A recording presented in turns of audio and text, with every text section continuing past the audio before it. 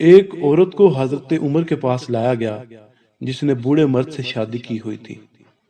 جیسے ہی وہ اس مرد کے گھر آئی وہ ایک دوسرے سے ہم بستر ہوئے۔ حالت جماع میں وہ مرد عورت کے شکم پر مر گیا اور اس کی منی بھی انزال کے ساتھ باہر آ گئی، اور وہ عورت اس سے حاملہ ہو کر بچے کی ماں بن گئی۔ اس مرد کی دوسری بیوی سے بھی اولاد تھی۔ پدری بھائی اس بچے کو امیر المومنین سیدنا عمر کے پاس لے آئے اور عمر سے کہا، اس عورت نے اس بچے کو زنا سے جنا ہے، اور معاملے کی گواہی بھی پیش کر دی۔ حضرت عمر نے حکم دیا کہ اس عورت کو سنسار کیا جائے۔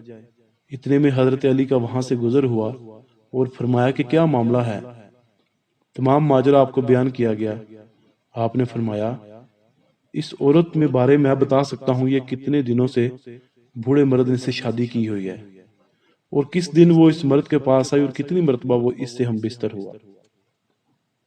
انہوں نے کہا ہاں۔ حضرت علی نے فرمایا، اب اس عورت کو چھوڑ دو اور کل صبح اسے حاضر کرنا۔ جب دوسری صبح اسے حاضر کیا گیا تو اس کا بیٹا بھی حاضر تھا۔ آپ نے فرمایا، اس بچے کے ہم عمر چند دیگر بچے بھی لائے جائیں۔ جب دوسرے بچے بھی حاضر ہو گئے تو انہیں اس بچے کے ساتھ کھیلنے میں مشغول کر دیا۔ جب وہ تیزی سے کھیل رہے تھے تو آپ نے انہیں بیٹھ جانے کا حکم دیا۔ دوسرے بچوں کے ساتھ وہ بچہ بھی بیٹھ گیا۔ پھر آپ نے بچوں کو کھڑا ہونے کا حکم دیا۔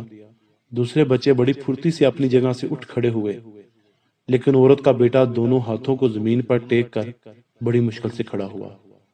اس سے واضح ہو گیا کہ وہ بیٹا بوڑھے کا ہے جو عورت کے شکم پر مرا ہے۔